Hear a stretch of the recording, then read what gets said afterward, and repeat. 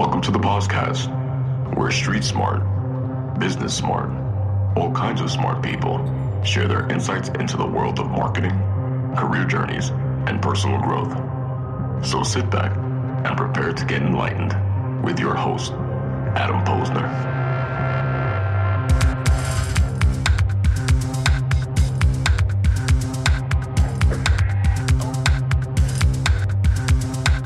Hey, everybody, and welcome back to the podcast where I bring you the best and brightest from the world of business marketing and personal growth to help you harness your inner tenacity and drive your career forward. Excited to have my guest today, Doherty, on the show. He is one of the first people to have me on his show, his recruiting startup podcast. I'm super grateful for that about a year ago, and he gave me the opportunity for me to share my journey and my pivot into recruiting. And I really appreciate that. I talk about that a lot. People that give me a chance, it means a lot to me. And I believe his show, this is interesting too, I believe his show was where for the first time I publicly said that I was let go from Vayner. I used the word fired. And that was a lot for me, man. And it was quite liberating because optics are important, man. But for me, I felt saying that opened up a lot. It opened up a lot of vulnerability. And I appreciate him giving me that forum to have that conversation. But enough about me. This dude is a killer global recruiter.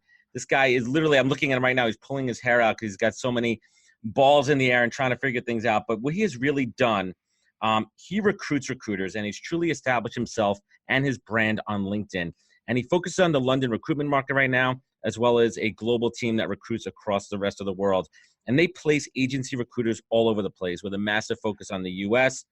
We were just talking about LA. He's got a big thing going on right now, so fingers crossed for him, sending some of that good recruitment mojo in his direction. And they also work with clients all around major markets like London, Dublin, Sydney, Melbourne, Hong Kong, New Zealand, and the Asian markets as well. You get the picture. You get it. This guy is everywhere. I am thrilled to have him on the show today to share his story and a whole lot more. Doherty, welcome to the podcast.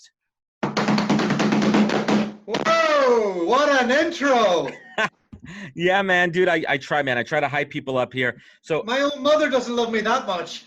I try, man. I give the love, man. So listen, my US people, they may not know you, but hopefully they do, especially the recruiters out there that see you knocking on their door. But for those who don't know you, real quick, why don't you just give everyone your backstory a little bit? Don't give too much away, but just kind of, talk about from when you were conceived, when your parents came together and conceived you, to your birthing to where we are now. Yeah. Okay. Teenage parents. No, we're not going to go into that. I'm from Ireland originally. I lived there for the first 20 years of my life. My parents moved to Central Europe, to Brussels, where I went over and I became a bartender for, I would say, a good 8 years until I nearly drank myself to death. Yeah. In that time, I managed to get a degree in a postgraduate in marketing. But I never managed to get myself into the professional world. Couldn't find where I fitted. I didn't speak the languages for that area. I didn't have what it takes to really work in banking and punch numbers into a keyboard all the time. And so I just took myself to Australia and tried to reinvent myself. And it was just after the recession hit. And I ended up working on a farm for 3 months picking beans, and a lady beside me said, "You should go to Perth in Western Australia. There's a mining boom there." And I said, "Oh, what's mining? What is it like? What is that?" And she couldn't really tell me. She just said, just people are. My sister is a cleaner, and she's making $100,000 a year. So my girlfriend and my now wife and we went up, we Googled Perth, we saw, wow, this thing called mining, everybody's making loads of money. Essentially, they dig the iron ore out of the ground, they move it to China, and it's sold all over. Okay, so China dictates all the stuff that happens in Western Australia. So we got into recruitment, and it just worked. And you're recruiting miners? No, actually it was technology, but the whole industry was driven by the mining and oil and gas industry. The back end of it, the real business end of it. Yeah, so like BHP, Rio Tinto, those major companies are the drivers behind the economy, and I was just putting in different types of technology professionals into those companies, into smaller companies, learning my trade for about 3 years. And that was a time when you were pulling in people from out of country as well, right? Not so. It's an interesting one. So when I was in Western Australia, I was working for a major company. It was called Robert Walters, very like Robert Half, who you'd be aware of in the US. Australians don't like people from the outside Australia, especially country Australia. So it's very much, they're okay with us Irish and Brits to a point, but you can only really make money taking an Australian from one company and putting them into the next. That's where the money was. That's real interesting, and it's a question that I had for later on, but I'm gonna ask it now, right? Like, and you manage across so many different markets and countries. How do you work with all those nuances? How do you work? I mean, I'm not even talking just about the time zones, because you figure out how to hack that, but like, managing the recruiting is different in every country and in every sector of the world. How do you manage working conversations in and out daily? Well, there's a couple of things there that you've mentioned. The nuances are biggest between the US and the rest. Because in the US, there's a great culture of independent recruiters who do it for 5 minutes, set up their own company, are on Facebook groups, they're learning it, they're doing it, they have their own lifestyle business, they make lots of money, they never really scale. They've created a great job for themselves.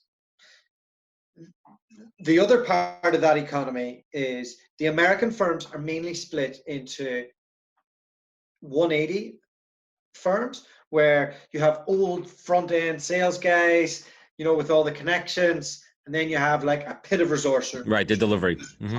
On the delivery thing. So that's a big nuance there. But everywhere else in the world, it's mainly 360. So it's full desk. It's full desk, clients, candidates. And you wouldn't believe the Americans I speak to, and they say, no, I'm full desk. And I'm like, okay, well, walk me through your business development. Oh, I don't do business development. So you're not full desk then? No. Okay. So the big difference is the UK really run 360 aggressive, scalable recruitment firms. And that model has dominated most of the world. And they're scaling. Those companies are all scaling in the USA right now. So I would say if we're led by anything, it's been the growth of these UK recruitment firms. And that's a comfortable world for us because I'm from that world and I know it. And there's one of them in every country around the world. Yeah, it's interesting too. You talk a lot about the 360 desk, and I think that's something that's missing from a lot of, U.S. recruiters, because I think the 360 desk, and you will attest to this, it's really about that relationship building. Right. It's a full complement of it. You take a client, you're the one who brings them in, you're the one who develops and nurtures that relationship all the way through to delivery. Right. And the other side, a lot of the times it's like, all right, I bring you in, I'm a sales guy, I'm pulling you in, and then I'm throwing you to the wolves, the delivery part. And I think that's what's missing too. So what attracts people from out of the US to come to the US? What's the big draw, man? Well, I think New York and LA hold a big draw for people globally. That's just down to TV, really, isn't it? They're unbelievable places as well. So from a lifestyle perspective, like who wouldn't want to go there for a few years, right? Right. In New York, there's only one New York, man. Yeah, man, it's unbelievable. There's misconceptions that it's easy. It's fucking not easy, right? I mean, I can speak to that myself, man. I've been all the way up the mountain, and I've been down in the gutter. Yeah, but it is rewarding if you're up the mountain. Right? So it's a market that's less saturated than the UK market. If you look at, I don't have the facts in front of me, but essentially there's X amount more recruiters in the UK per capita. Yeah. Yeah, and I've seen that stat before, and it's funny because when you're a New York-based recruiter, you're like, holy shit, everyone and their mother's a recruiter. Yeah. But if you look at it in other cities, especially in London, man, I mean, it's everybody. And we've had this conversation offline. I mean, I've worked at a UK firm, and it's a different mindset, and I think that makes you a hungrier recruiter. Yeah. Right. It's having that balance, that sales mindset, that shark balance from the bringing in the business, but also being mindful of being that empathetic relationship first kind of guy. Yeah, but it's also you brought in the client, you got the job on, you're working that job, but you're using your short list and you're skinning every bit of information to pick up the next job, get the short list out to market, keep creating the cycle and keep the cycle has to perpetuate itself, because if you just work one search, then you could be 2 months, you could blank the next month because you haven't worked that pipeline. So the UK mentality is to really drive that home always. So where's your pipeline at? Where's it coming from? Okay, you've got a short list of 5 people. Where are they interviewing? Great. Okay, why don't you have those jobs on? How are you going to get those jobs on? They're constantly asking you these questions, and your answer to them is, because I haven't called them, because I haven't reached out to them. And so after a while, you get into answering that question before they answer it, right? And you hit something that's really important too. And I have this conversation with a lot of recruiters about those core characteristics and mindsets that make a successful recruiter. And, you know, for me, there's 2 things. One, it's tenacity, which I talk about all the time. And it also comes from being inquisitive and being naturally inquisitive and continuing that line of questioning where you're always looking a few steps ahead. How do I understand my client's business? How do I understand maybe you're reading between the lines that maybe that they're going to have a hiring, you know, influx or maybe a hiring reduction too. And how could you get ahead of that? How could you put yourself in a position where you kind of have a sense of what's coming down the pipe and you have people almost ready to go? That's what separates the good recruiters from the bad. But my question to you, you know, in your opinion, what really makes a good recruiter, man? What is it? I could talk about certain characteristics I see maybe. It's a very hard thing to define, but firstly, asking good questions and being able to develop rapport instantly through that. It's not about selling as such, but it's more about gentle, constant persuasion. Yeah, tickling the balls, right? Yep, exactly. And I'm married. I haven't seen that in a while. But I think you said tenacity. I would say it's somewhere between tenacity and grit, because tenacity is okay until you get punched in the face. Then you need grit to get back to being tenacious again. I love it, man. And it's those calluses that you build along the way as a recruiter, right? That make you stronger. It's taking your punches and getting back up and hitting back even harder and understanding where did you make that mistake? Where did you take that misstep? Or maybe you didn't do anything wrong. And maybe, you know, I talk about it a lot of time. The thing that makes our business so different is that X factor. And that X factor is a human X factor. We could lead a candidate to water. We could lead them to the job. We can't force them to take that job. And the same thing on the client side too. So, you know, I love asking this question to recruiters. Back when you were starting, you were, you know, in Western Australia. What was that first big mistake that you made as a recruiter? You're like, fuck, I fucked up. I could have done this differently. I just cost myself a nice little commission there. Do you remember that? I did some stupid things, but to be honest, I was micromanaged within an inch of my life. So the mommy manager I had made sure I didn't fuck up at all, and thank God for it. So that was the big one. I'm sure I pissed people off, but I also think I might have some sociopathic tendencies when it comes to this. Like, I can be pretty numb. I can trust the numbers. I know, like, when a deal falls over, I don't really get emotional. I just kind of get on to the next. When a deal comes in, I just get on to the next. So I think over time, at the start, I used to get really upset, or I'd drink too much, or I'd just lose a run of myself, or I'd get, like, now I'm much more measured and cold about it. Because I'm just people letting me down all the time. Yeah. So when they don't, I'm like, oh, that's a pleasant surprise. And then I just get on with my day. And I think you hit the nail on the head too. I think when recruiting too, especially when you're starting out, it's emotional and you got to take the emotion out of it. You're going to win and you're going to lose. And I use the baseball, you know, the US baseball analogy too. A baseball player, if you're a 350 hitter, that means 35% of the time you're hitting the ball, you're a Hall of Famer, right? Mm-hmm. In our world, same thing, man. If I'm closing 1 out of 3 deals, I'm killing it, right? If you're thinking about it from a volume perspective as well. So you have to be okay with those losses because that's part of the game. It's part of it, a part about what we do here. And you've built out a pretty big team too. Talk to us a little bit about your approach to staffing up your own firm. Yeah, so it's like I've been going over 4 years now. And it was very much a lifestyle business when we started. Not that I wanted it to be, but I was in Calgary working for suppose you call it a search firm. And I went to Calgary when the oil and gas crash happened. The worst time to go to Calgary, the oil and gas epicenter. And I had a terrible year. And that was the first time I faced adversity in recruitment, and I really failed. And I couldn't get it going. So my wife says to me, what are we going to do? And I remember we were in a cafe. It was snowing outside. I was miserable. It was July. It was snowing in Calgary. July, yeah. It was actually like March. Yeah. Yeah, or April. It was probably April, right? And she said, when were we last happy? When were you last really into this? And I was like, remember when we did our own thing, our own business for a little while? And she's like, well, let's go do that. Let's go do that. And fuck yeah, man. We packed our bags.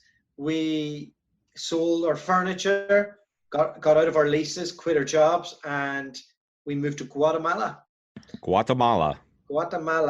And we got a serviced office. Our service department had just sat in there on LinkedIn and started placing recruiters around the world.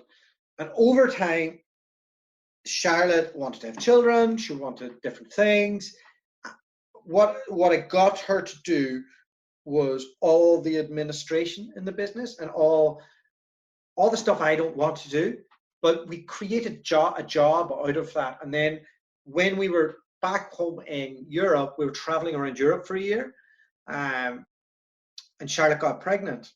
I say that like it's her fault, right? Like, fuck. The best thing that happened in your life. We'll edit that. When Charlotte hears this, we're going to edit that out.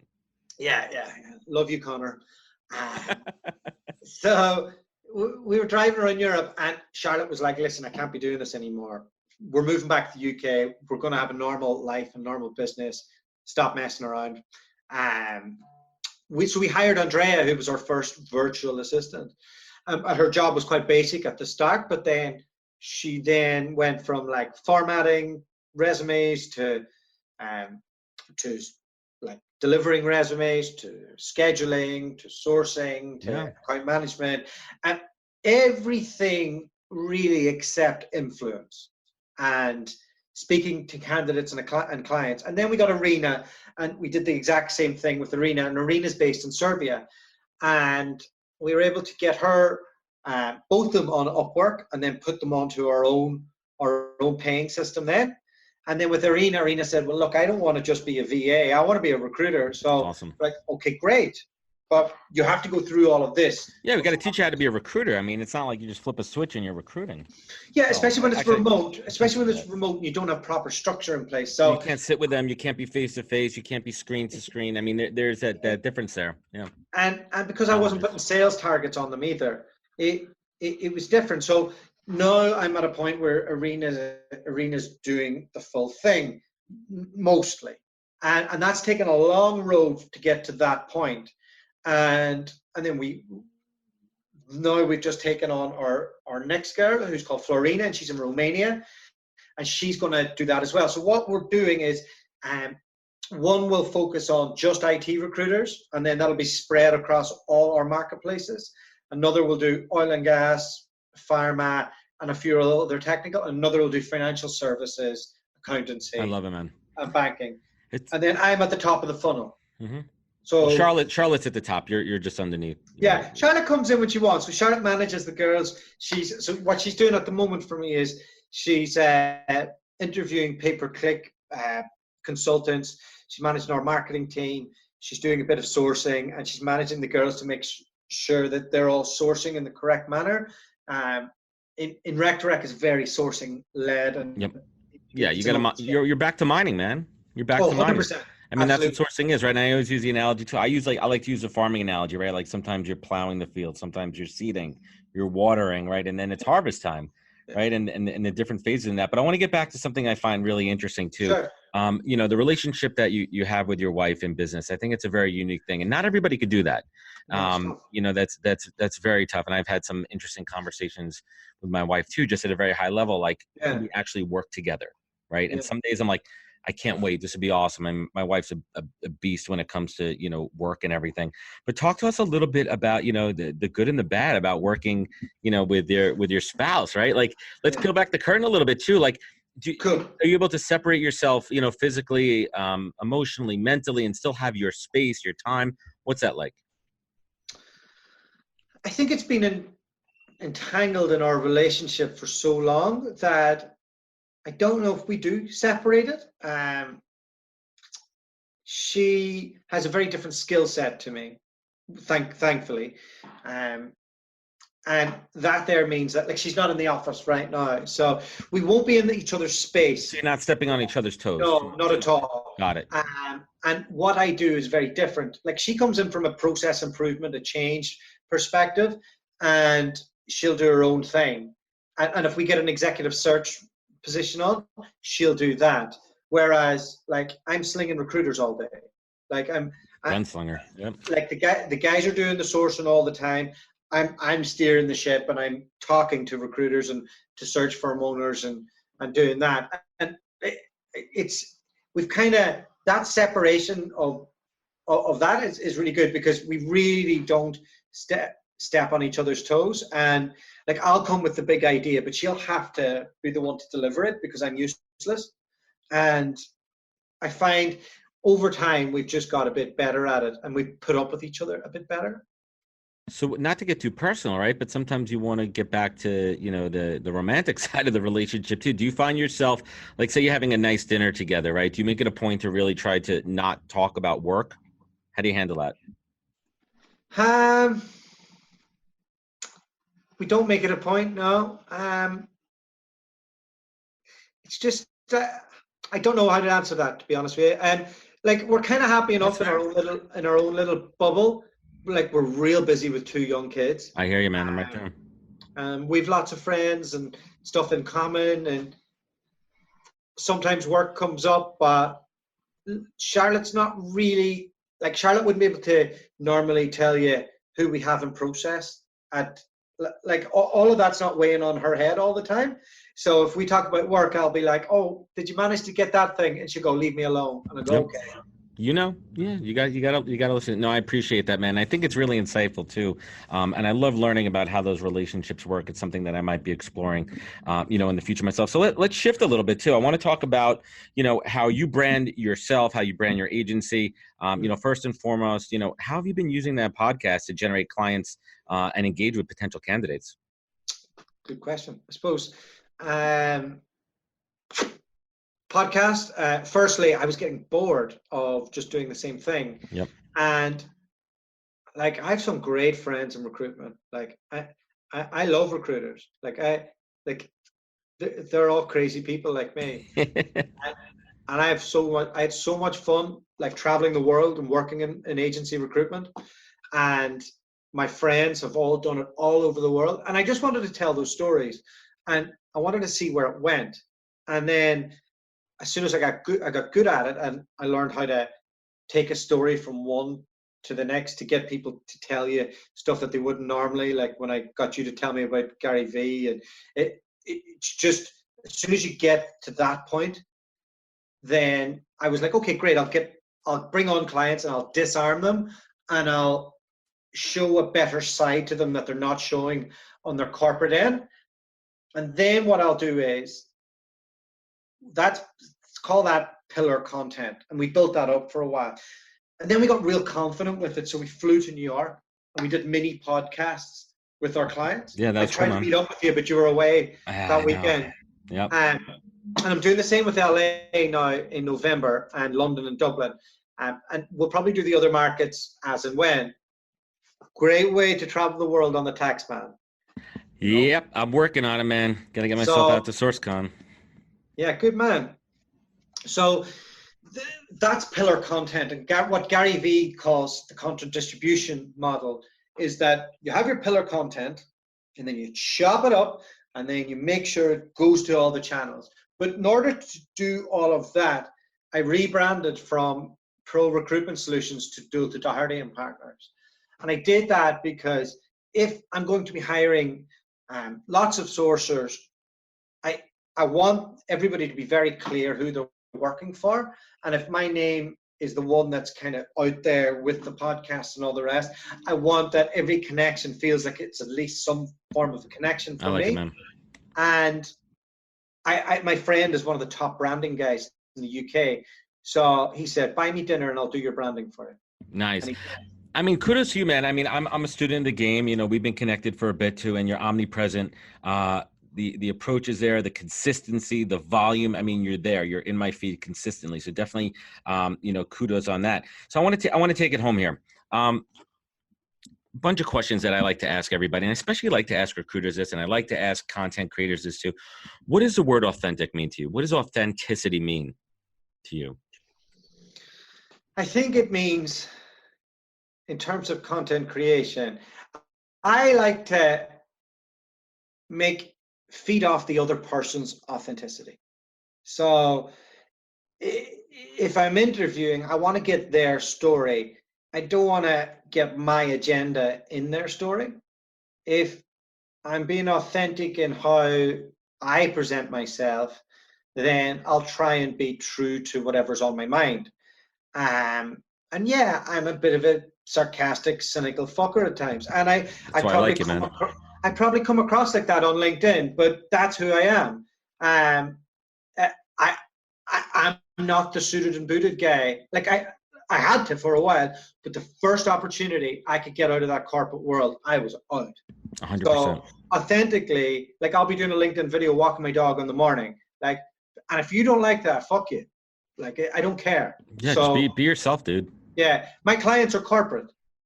You might be corporate. I can definitely help you out, but like, I'm not making any of the people who work for me like act in a corporate manner. So I suppose there's a kind of fine line where I don't want to come across, I mean, too loose. Right. There's a level of professionalism that you need to keep while being authentic to your true self and the authentic brand that you've created and that you and your wife have envisioned, right? Yeah.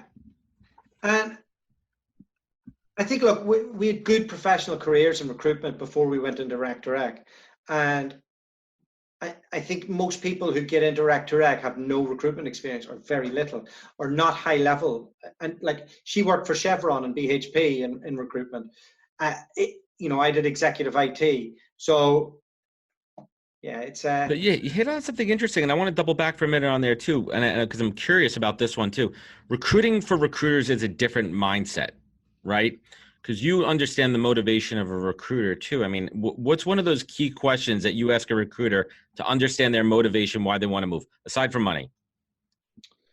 Well, I think everything comes back to money, and whether that's the money that they're making or the money that they're earning for their company. So I'll have a general conversation about their career, about what they're liking, what they're not liking. But when I'm getting into the billings, that'll tell the story, because if they're not billing, I'll find out why. And usually it'll be my boss, my desk, What's the the reason? economy, the competition, and then is that really the case, or are you just not tough enough? Yeah, is it an excuse or you're just not cut out for this shit, man? Yeah, and but sometimes it's just they've just been unlucky. But if they've been unlucky 3 times, I don't know. That means that their decision-making process isn't right. So if their decision-making process isn't right and they've not been able to do it, maybe they're not in the right game, because you have to be really clinical with your decisions, I think. Yeah, recruitment, one misstep, one misword. I mean, you have to be pretty mindful about how you communicate. And I'm not just talking about communicating with clients. I mean, it's really the candidates, managing that candidate experience. I mean, I was taught early on by an old school recruiting vet too. It's, and I don't want this to come out the wrong way, but the expression is candidate control, right? And it's about managing the candidate through the process. Make sure that you understand their motivations, where they are, if they're interviewing elsewhere, if they're making sure that they're not communicating directly with, with your clients. All those steps are critical. So getting back to, my final kind of segment. Just on that, yeah, though, please, one of the things we do on that is we map out their journey. So say you want to go to LA and you're a recruiter in the UK. I'll bring you from LinkedIn into WhatsApp with my team. My team will then in WhatsApp, we'll get your resume, we'll get your facts and figures. We'll get your reasons for wanting to go there, all the rest.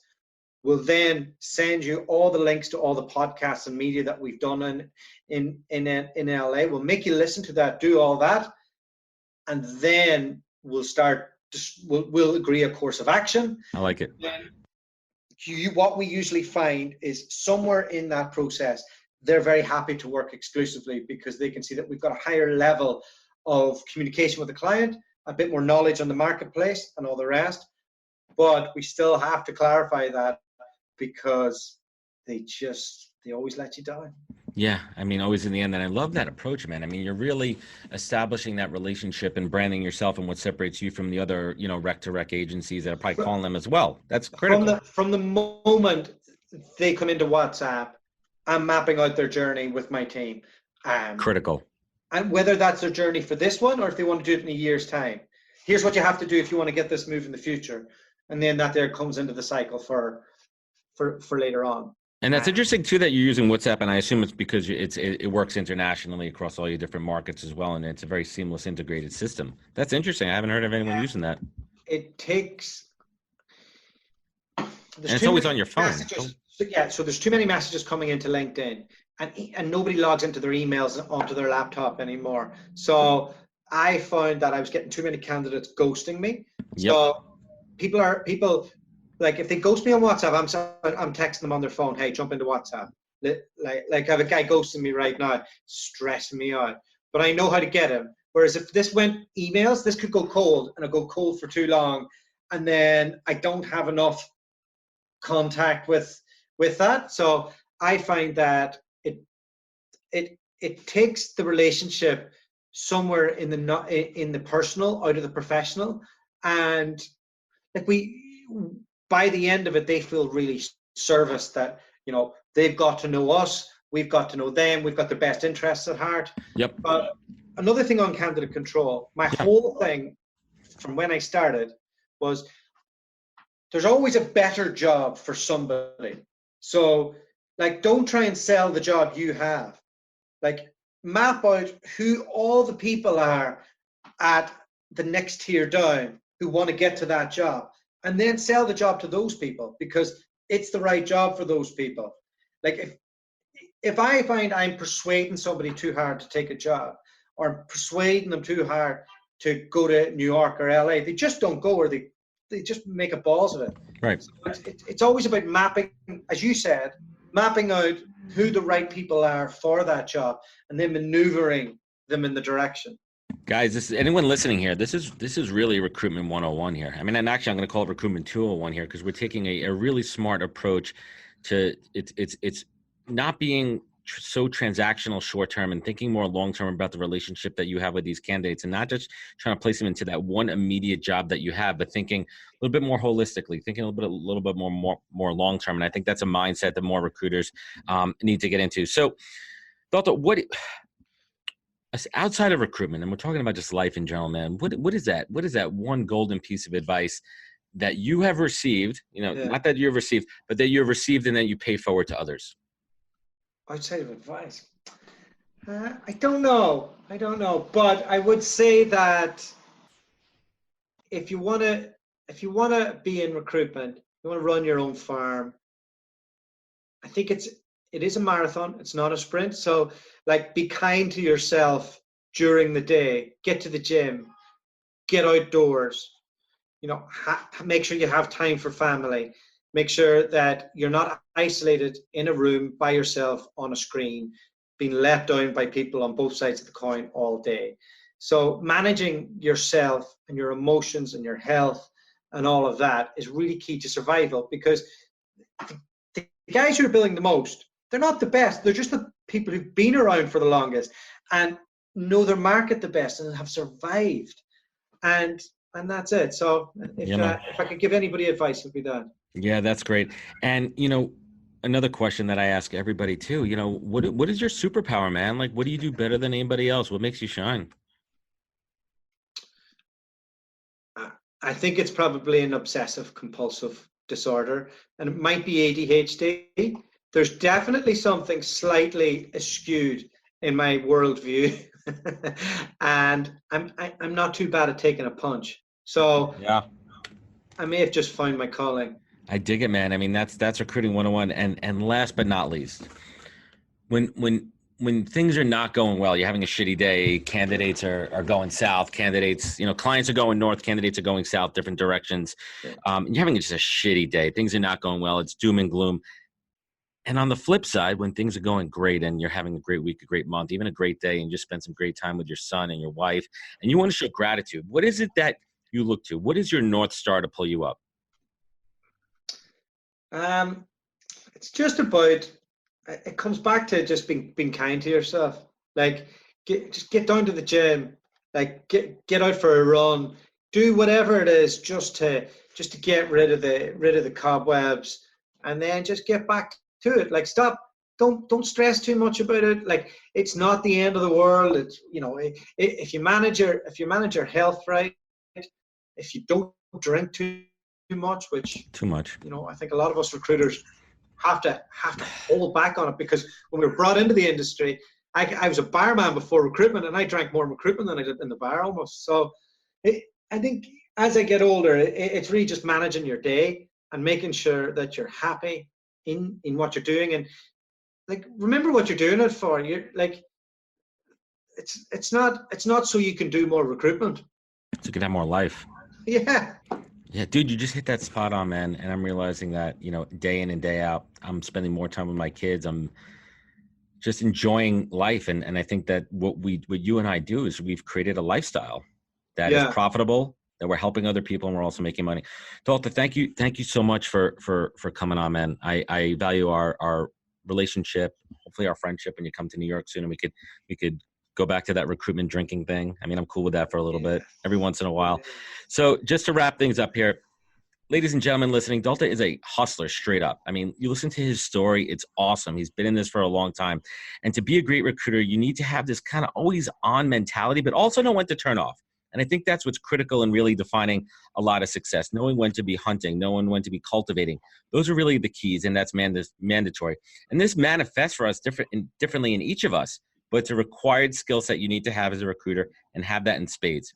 And in today's market, I mean, especially now, it's a candidate-driven market, and there's tons of recruiters out there recruiting in the U.S. and internationally, and you need to stand out, and you need to brand yourself. And that's what Doherty excels at, and that is paying dividends. And we can see this now. And he has shown that hard work, dedication, and working alongside his spouse are keys to success and have been proven well for him. And again, I thank you immensely for having me early on in my own business and giving me an opportunity to shine. I appreciate that. And I look forward to continuing our peer relationship, our drinking relationship, sharing advice, sharing leads, hopefully, and some war stories. And recruitment is a hell of a fun, and it's exhilarating. And I tell you, it's a roller coaster. So if you're in on it early, or if you're a seasoned vet and you're looking for a change, please be sure to hit Doherty up. He could certainly find somehow to place you and make a penny or a dollar off you. Doherty, I really appreciate you having on my show. Where could folks find you? Where could they connect with you? On LinkedIn. I'm the guy with the weird name, Dualta. Hit me up on there. Awesome. Dude, thank you so much. I really appreciate it. And to everyone listening, thank you again for joining us on the podcast. Please be sure to follow us on all the social media channels. Links to the show, links to Doherty will all be below when I post this out there. And remember, I implore you. Recruiter Startup Podcast as well. Yes, the podcast, his podcast, will definitely get that out there. Remember, the reason I have folks like him on is because I take my online relationships offline. We don't just keep it online. We don't just keep it on a keyboard. We reach out, we connect, and those are keys to our success. Thank you for joining us, everyone. Take care. Appreciate it. Wisdom is forever, but for us, it's time to go. Thank you for joining us. Luckily, we'll be back with our next episode jam-packed with more incredible humans. For more info, please visit www.nhptalentgroup.com.